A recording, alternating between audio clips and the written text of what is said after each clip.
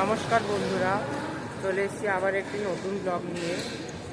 আজকে আমি এখন এই মুহূর্তে রয়েছি ছত্রপতি শিবাজি টার্মিনাল এক্সপ্রেস স্টেশনে, যেটি শর্ট ফর্ম হলো গিয়ে সিএসএমটি।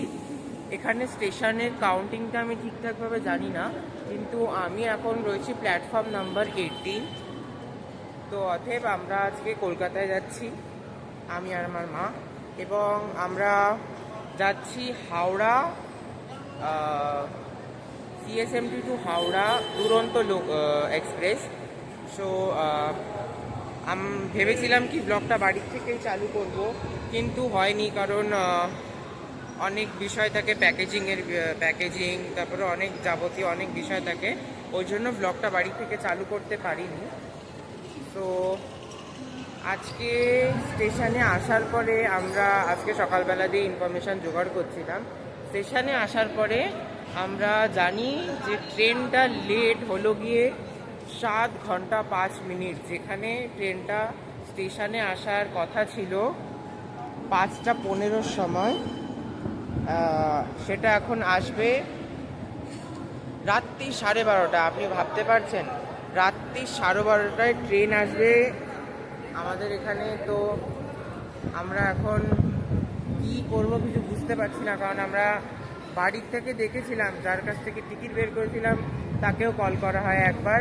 তাকে কল করার পরে সে আবার বলে নাকি যে আপনারা যান, কখনো বি চেঞ্জ হতে পারে, তো আপনারা যেতে পারেন। অতএব আমি ভাবলাম কি যে গিয়েই দেখা যাক একবার, আমি আর মা। তারপরে এখন আমরা এসেছি। আসার পরে আমি ভাবছিলাম কি, যখন এসেই নিয়েছি তাহলে একটা লঞ্চ দেখে আমি ভিক্ষা করে বসি। আর তারপরে যখন সার্চ করলাম তখন দেখলাম কি আবার ছত্রপতি শিবাজি এখানে নাকি আবার কোনো লজ নেই ভিআইপিদের জন্য। অতএব এখন আমরা এখানেই বসে থাকবো, আর কোনো কিছু করার নেই। তাই আমি এখন 18 নম্বর প্ল্যাটফর্মে আছি। গেছিলাম ভিআইপি লঞ্চ খুঁজতে, কিন্তু পাইনি, কারণ এবার যার কাছ থেকে টিকিট করেছি এবার তাকে জিজ্ঞেস করার পরে তিনি বলছে যে ওখানে তো লজ আছে, আপনি কেউ ওয়েট করতে পারবেন। তা আমি ভাবলাম হয়তো কোনো ভিআইপি হবে নাকি। তারপরে গিয়ে দেখলাম কি ভাই কোনো লজই নেই। পুরো আমি 18 নম্বর স্টেশন পুরো ঘুরেছি, কিন্তু দেখলাম যে কিছুই নেই। এখন আর কিছু করা যাবে না, এখন গিয়ে বসেই থাকতে হবে, কারণ এখন রাত্রির বেলায় আসবে 12:30টার সময় ট্রেন, আপনারা ভাবতে পারছেন। তো দেখা যাক আর যদি হয় আমি আপডেটে আপনাদেরকে বলতে থাকবো। বন্ধুরা, এখন আমরা স্টেশনেই রয়েছি, এখনও অবধি আমাদের ট্রেন আসেনি। আমাদের ট্রেন আসবে 12:30টার সময়। তো 4টের থেকে নিয়ে 7টা, না হলেও 4.5 ঘন্টার উপরে, আমরা 7:30, 4.5 ঘন্টার উপরে আমরা বসে আছি।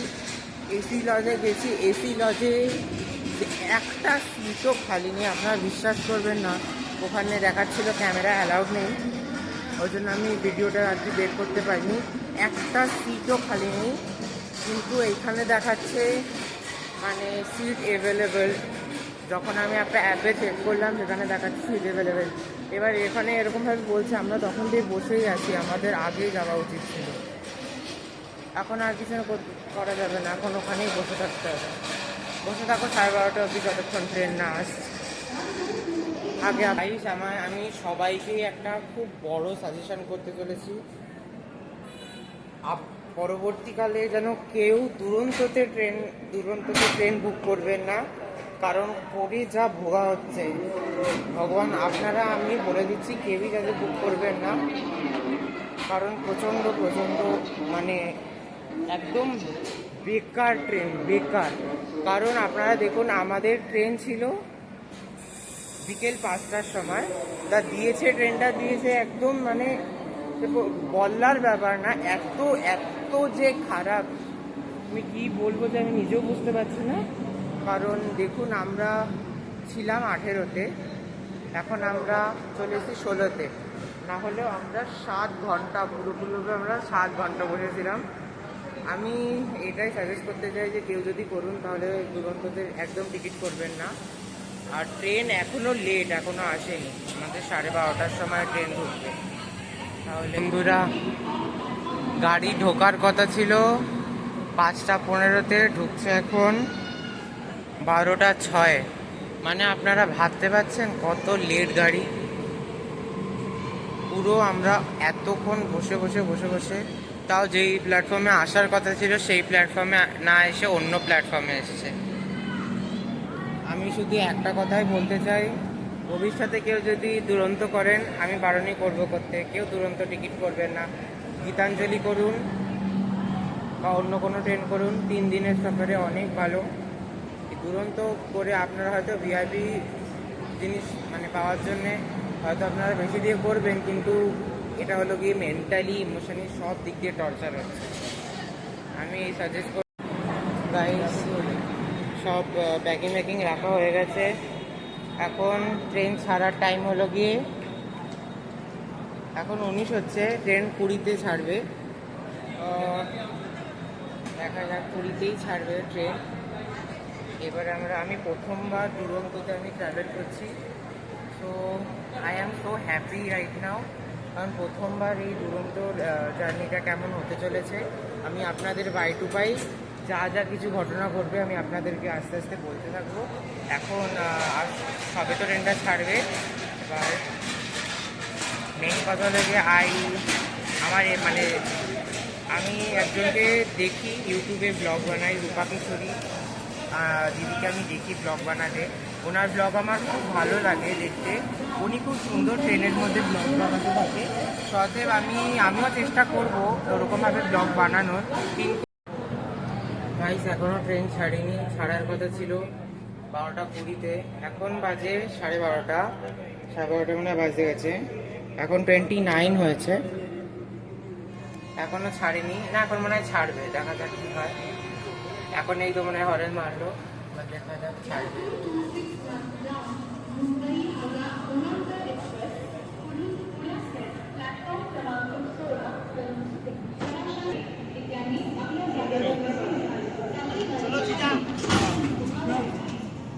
যাক, ছেড়ে দিল। Bye bye Mumbai, tata.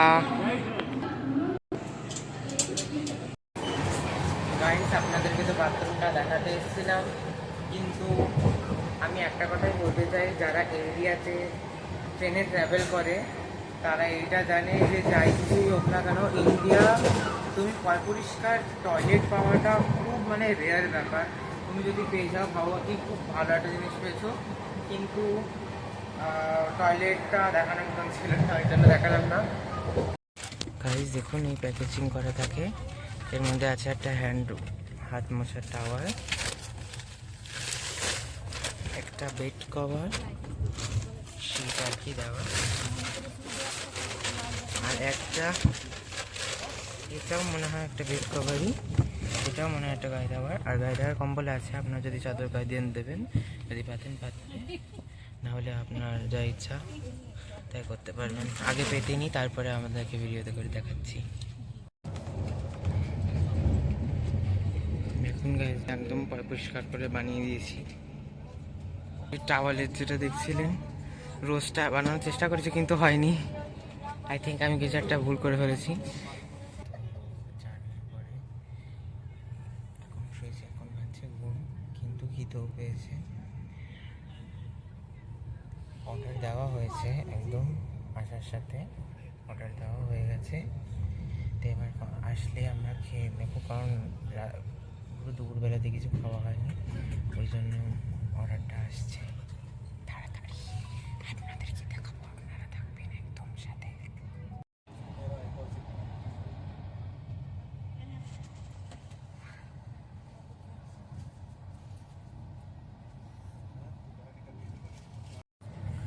Good morning guys. সকালবেলায় রাতের বেলায় তো ঘুমটা ঠিকঠাক করে হয়নি, কারণ কালকে একেতেই ঘুমাতে অনেক রাত হয়ে গেছিলো। আর পাশে যে লোকটা শুয়ে আছে আমার উপরের সিটে, সে এত নাক ডাকে, মানে এত মানুষের নাক ডাকা শুনেছি, এত খতরনাক নাক ডাকা আমি প্রথমবার দেখলাম। প্রচণ্ড খারাপ নাক ডাকে। আর গাইস কালকে রাতের বেলায় যে খাবারটা খাওয়া হলো, সেটা একদম আমি বলবো 10-এর মধ্যে 4, মানে কোনো মানেই নেই খাবারটার। আমি আমি ভেবেছিলাম কি এবার আমি একটা কিছু নতুন ট্রাই করবো, কারণ আমি যখনই আসি আমি ভেজই নিই, কারণ ভেজ নিলে একটা ভেজ ভেজ নিলেই আমি ভালো, কারণ মানে ননভেজ আমি নিই না, কারণ দেখুন সবার একটা নিজস্ব ব্যাপার থাকে, কারণ আমি নিই না কারণ ননভেজ ভালো করে ধোয় কি না ধোয় পরিষ্কারের ব্যাপার থাকে। এবারে ভাবলাম কি সবাই যখন খায় আমি নিজেও একবার ট্রাই করি, ননভেজ আমি নিয়ে মানে যে কী ভুল করেছি, কারণ দেখুন সকালবেলায় ব্রেকফাস্টে ডিমের অমলেট এসছে, একটা ব্রেড এসছে, তারপরে বাটার অ্যান্ড একটা tomato ketchup and one mango মাজা, আর এটার মধ্যে ডিমের অমলেট। এটা আমার মায়ের জন্যে, কিন্তু দেখুন ভেজে একদম কি সুন্দর একটা জিনিস এসছে, এই যে আলুর পকোড়া। মানে আপনি দেখুন ননভেজে শুধু একটা অমলেট পেয়েছি, ভেজে দুটো আলুর পকোড়া। মানে আমি তো বলবো সবাইকে কেউ যদি নেন তাহলে ভেজই নেবেন। দেখুন সবার নিজস্ব ব্যাপার থাকে, ননভেজ নেবেন যা খাওয়ার ইচ্ছে করবে, কিন্তু আমি প্রিফার করবো ভেজটাই খুব ভালো। এখন এইটাকে বলতে হবে কি এটার কথা নেই, কারণ কালকে রাতের বেলা যা খেলাম গাইস, রুটিগুলো যে কি ভালো, হেভি ভালো, 10-এর মধ্যে 1ও দেওয়া যাবে না। মানে মনে হচ্ছে কাগজ জলের মধ্যে ভিজিয়ে সব একসাথে জড়ো করে রেখে দিয়েছে।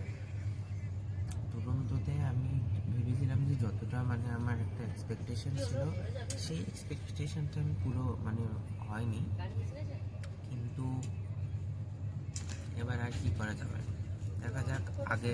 কিন্তু আমি বলবো সার্ভিসটা ভালো, কারণ মানে সঙ্গে দিয়ে যাচ্ছে। আমাদের যে কোচ, আমাদের কাউন্টার বলছে, আমাদের বগির যে কোচ, সে খুব ভালো, খাওয়া দাওয়ার সাপ্লাই খুব ভালো হচ্ছে।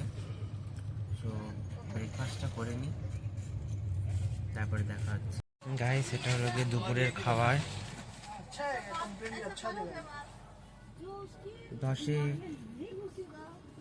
3ও দেবো না, 10-এ 3ও দেবো না। মানে ননভেজ নিয়ে খুব বড় ভুল করেছি, এখন চেঞ্জ করার জন্য ছিল, কিন্তু আমি চেঞ্জ করবো না। এখন আমি বলবো না কি 10-এর মধ্যে 3ও আমি দেবই না, মানে দেবই না। ঠিক সার্ভিস ঠিক আছে, কিন্তু খাবার একদমই খারাপ, ভালো না। সার্ভিস ভালো আমি বলবো।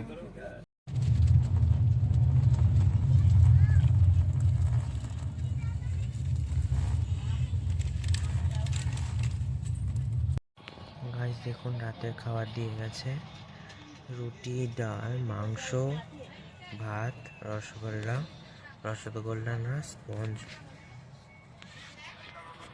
গাইস যেতে যেতে মনে হচ্ছে এরা মানে খাইয়ে একদম পেট ভরিয়ে রেখে দিয়ে, মানে খেতেই থাকছি, শুধু খাওয়ার রাস্তায় শুধু খেতে থাকছি। কিন্তু সার্ভিস ভালো, কিন্তু খাওয়া দাওয়া ভালো না। আমি বলবো খাওয়া দাওয়ার কোয়ালিটি একদমই খারাপ। আর এখনও ট্রেন কালকে টাইম মতন পৌঁছাবে কি না পৌঁছাবে এখনও ঠিক নেই। কালকে অর্ধেকের বেশি জন বলছে, এখন আমার মোবাইলে দেখছিলাম কিন্তু দেখাচ্ছে টাইমের অনেক গড়বড় আছে। আমাদের এখন তো দেখাচ্ছে এমন, যে অ্যাপে দেখছিলাম সেই অ্যাপ থেকেই দেখাচ্ছে যে এখনও সিএমএসটিকে নাকি ছাড়েইনি। তো দেখা যাক কখন। আজকে খেয়ে দিয়ে আমি এখন আর বানাবো না, কালকে একদম ডাইরেক্ট সকালবেলায় দেখা হচ্ছে। গাইস সকালবেলায় ব্রেকফাস্ট দিয়েছে, জ্যাম, ব্রেড, আচার, আর এই একটি প্যাকেটের মধ্যে কি আছে মাথা মুন্ডু কিছু জানি না। এখন এটা খেয়ে নিয়ে বলছে সবাই 12:30-টার দিকে, 1টার দিকে ঢুকবে ট্রেন, তারপরে আপনাদের সাথে দেখা হচ্ছে। বন্ধুরা নেমে গেছি এখন ট্রেন থেকে।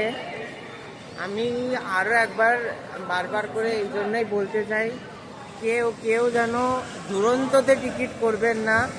এখনও যদি কেউ করে থাকেন রিফান্ড নিয়ে অন্য ট্রেনে চলে আসুন, কিন্তু আমি বারণ করবো দুরন্ততে করতেই না।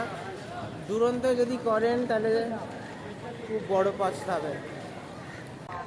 এখন এখান দিয়ে ভাবলাম একেতেই অনেক জার্নি হয়ে গেছে, এখন ট্রেন ধরে যাওয়াটা এখন অনেক অসুবিধা, কারণ এখান দিয়ে আমাদেরকে শিয়ালদা যেতে হবে, শিয়ালদা থেকে আবার শ্যামনগর।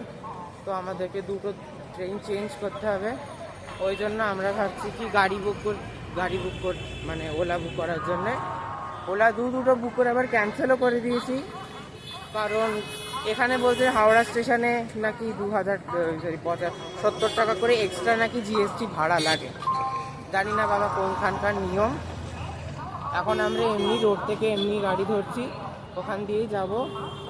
আমাদের কলকাতার সব থেকে মানে কলকাতার শান যেই জিনিসটা, হাওড়া সেতু, রবীন্দ্রনাথ ঠাকুরের আইডিয়া, সেটা আমার একদমই সামনে।